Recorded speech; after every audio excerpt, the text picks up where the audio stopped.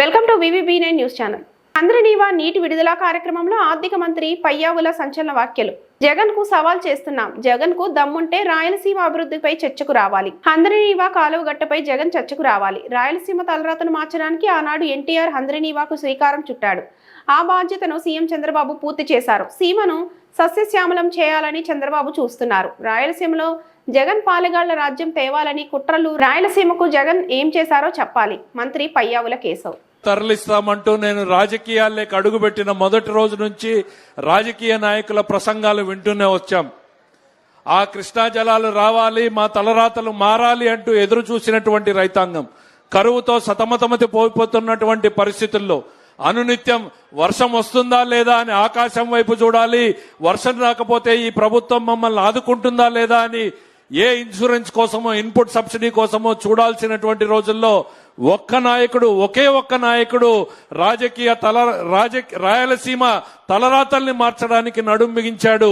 ఆనాడు నందమూరి తారక రామారావు గారు హంద్రీనీవా కాలువని ప్రారంభిస్తే చంద్రబాబు నాయుడు గారు 95లో ఉరవకొండలో శంకుస్థాపన చేసి కాలువ పనులని ప్రారంభిస్తే ఆయన చేతుల మీదుగానే మళ్లీ ఈ రోజు వెడల్పు చేసుకునేటువంటి కార్యక్రమాలను చేస్తున్నాం అనేటువంటిది గుర్తు చేస్తా ఉన్నా.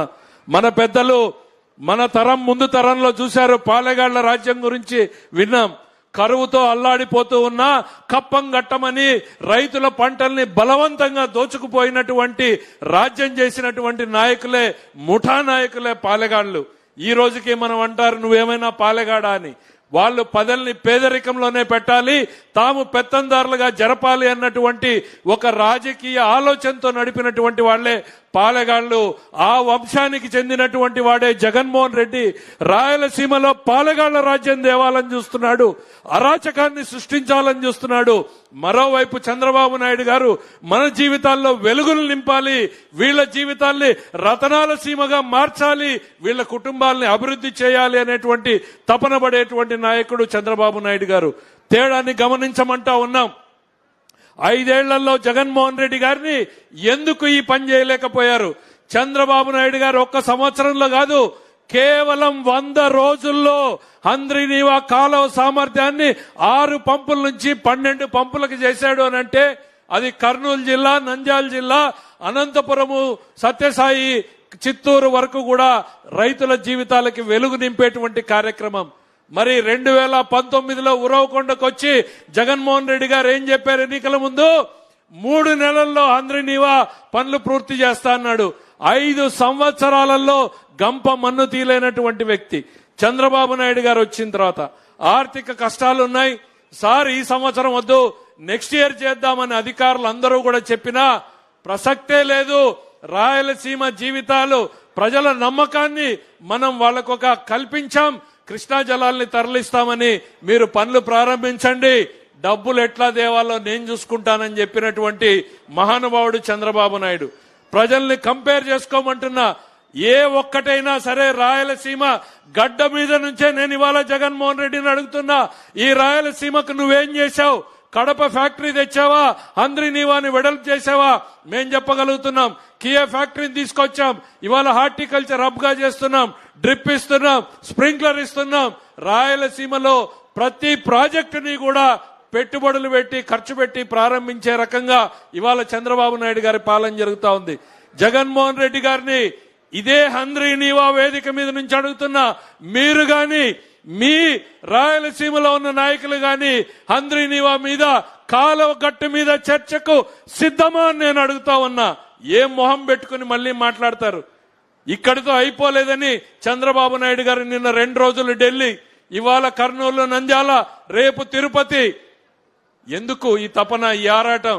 ప్రజల జీవితాల్లో ఏదో మార్పు చేయాలి, ఏదో వాళ్ళని అభివృద్ధి వైపు తీసుకెళ్లాలి అని. మరి అట్లాంటి నాయకుడిని జగన్మోహన్ రెడ్డి గారు నిన్నేం మాట్లాడాడో మీరందరూ పేపర్లు చూసుంటారు. ఎగిరిపోతాడు చంద్రబాబు నాయుడు అన్నాడు. నీచమైనటువంటి భాష. జగన్మోహన్ రెడ్డి విను, ఎగిరిపోయేది చంద్రబాబు నాయుడు కాదు, ఎదిగిపోయేవాడు చంద్రబాబు నాయుడు అనేటువంటిది ఈ సందర్భంగా గుర్తు చేస్తున్నా. గల్లీ నుంచి ఢిల్లీ వరకు ఇవాళ ఎదిగింది చంద్రబాబు నాయుడు అని చెప్తున్నా. రోజు రోజుకి, గంట గంటకి ఇక దిగజారడానికి అంతే లేదన్నట్టుగా దిగజారుతున్నది నువ్వు అనేటువంటిది గుర్తు చేస్తా ఉన్నా. ఒకవైపు రాయలసీమ ద్రోహిగా మిగిలిపోతున్నావు, మరోవైపు ఈ రాష్ట్ర ప్రజానీకానికి నువ్వు ఒక పాలెగాడిగా తయారైతున్నావు. అరాచకం, అశాంతి రప్ప రప్ప నరుకుతానంటే అది పాలెగాళ్ల సంస్కృతి అనేటువంటిది నేను చెప్తా ఉన్నా. మరోవైపు నీళ్లు ఎట్లా ఇవ్వాలనేటువంటి ఆలోచించే నాయకుడు జగన్మోహన్ రెడ్డి గారికి గుర్తు చేస్తా ఉన్నా. ఇట్లానే 2009లో ఓ పెద్ద మనిషి మాట్లాడాడు, నిన్ను ఫినిష్ చేస్తానన్నాడు. ఫినిష్ చేస్తానన్నటువంటి పార్టీ ఏమైంది, ఫినిష్ చేస్తానన్న నాయకుడు ఏమయ్యాడు అనేటువంటిది ఈ సందర్భంగా నేను గుర్తు చేయదలుచుకున్నా. నాయకులు అటువైపు మారారు, ఇటువైపు మారలేదు.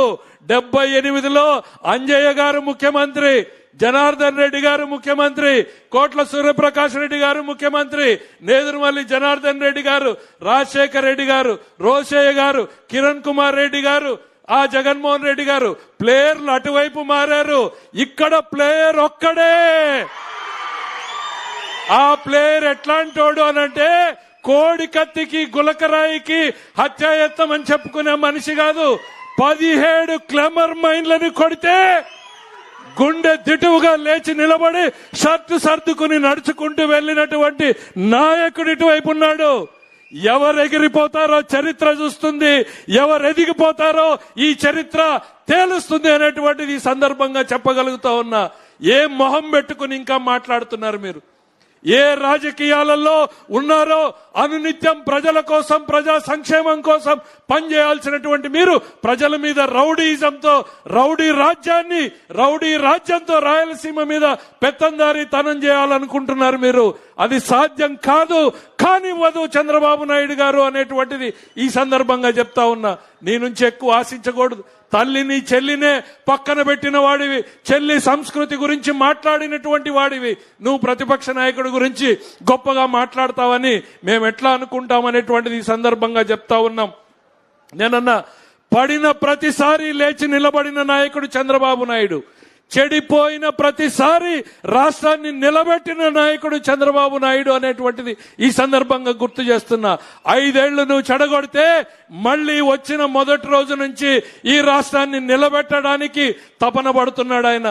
ఢిల్లీకి వెళ్తాడు, మంత్రులు కలుస్తాడు, ప్రధానమంత్రులు కలుస్తాడు.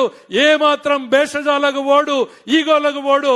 వాళ్ళు వస్తామన్నా కాదు, నేనే మీ దగ్గరకు వస్తాను. ఇవాళ చంద్రబాబు నాయుడు గారు ఎంత ఎదిగాడు అనంటే ఆయన ఎక్కడుంటే అక్కడికి కేంద్ర మంత్రులు వస్తానంటున్నారు. కానీ ఆయన సంస్కారం ఎట్లాంటిదంటే నేనే మీ దగ్గరకు వస్తాను, నా రాష్ట్రం కోసం నా వినతులు వినండి అని చెప్పేటువంటి సంస్కృతి. ప్రతి నిత్యం 10 గంటలు 12 గంటలు పనిచేసేటువంటి నాయకుడిని మనం గుర్తించడం కాదు, గౌరవించడం నేర్చుకోవాలనేటువంటిది ఈ సందర్భంగా గుర్తు చేస్తా ఉన్నా. చరిత్ర క్షమించదు జగన్మోహన్ రెడ్డి.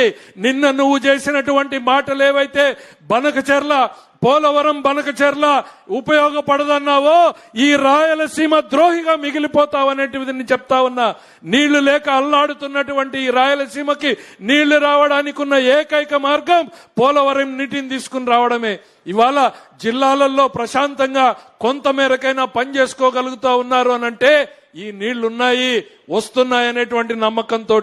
ఎప్పుడైనా పత్తి పంటనో మిరప పంటనో చూసామా? అనంతపురం జిల్లాలో ఈరోజు మిరప పత్తి పండించగలుగుతున్నామంటే ఈ హంద్రీనీవా వలన అనేటువంటి చెప్తా ఉన్నా. 1 సంవత్సరంలో 100 రోజుల్లో రెట్టింపు సామర్థ్యాన్ని చేసి చూపించినటువంటి ఈ నాయకుడికి జేజేలు పలకాల్సినటువంటి అవసరం మనందరికీ ఉంది అనేటువంటిది ఈ సందర్భంగా తెలియజేస్తూ, రాయలసీమ జీవితాల్ని మార్చేందుకు చంద్రబాబు నాయుడు గారు పనిచేసిన దాంట్లో 1% కూడా జగన్మోహన్ రెడ్డి గారు 5 ఏళ్లలో చేయలేదు. దాని మీద చర్చకు నేను సిద్ధంగా ఉన్నాననేటువంటిది సందర్భంగా తెలియజేస్తూ రమ్మని సవాల్ చేస్తూ సెలవు తీసుకుంటున్నా.